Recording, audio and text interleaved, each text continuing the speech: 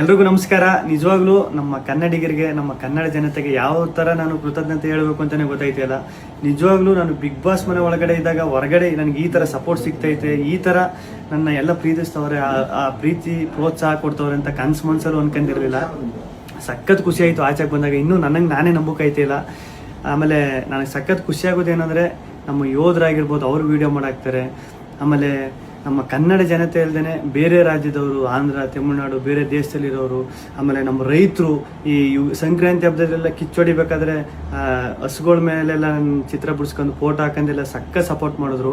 ಆಮೇಲೆ ನಮ್ಮ auto drivers stickers ಎಲ್ಲ ಹಾಕೊಂಡು, ಆಮೇಲೆ ಪಾಪ ಈ ಟ್ಯಾಟೋ ಹಾಕೊಂಡು, ಅವ್ರು ಯಾರು ಅಂತಲೇ ಗೊತ್ತಿಲ್ಲ ಪಾಪ, ಟ್ಯಾಟೋ ಎಲ್ಲ ಹಾಕೊಂಡು ಅಷ್ಟೊಂದು ಪ್ರೀತಿ ತೋರಿಸಿದ್ರು.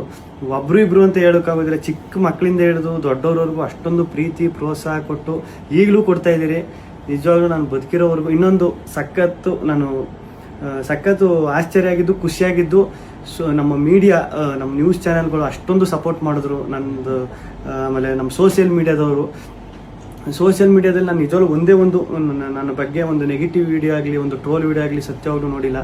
ನಿಮ್ಮ ಪ್ರೀತಿ ಪ್ರೋತ್ಸಾಹ ಎಲ್ಲ ಹಿಂಗೆ ಇರಲಿ, ಕೊನೆವರೆಗೂ ಹಿಂಗೆ ಐತೆ. ನಾನು ಈ ಪ್ರೀತಿ ಪ್ರೋತ್ಸಾಹನ ಕೊನೆವರೆಗೂ ಉಳಿಸ್ಕೊತೀನಿ. ಧನ್ಯವಾದಗಳು.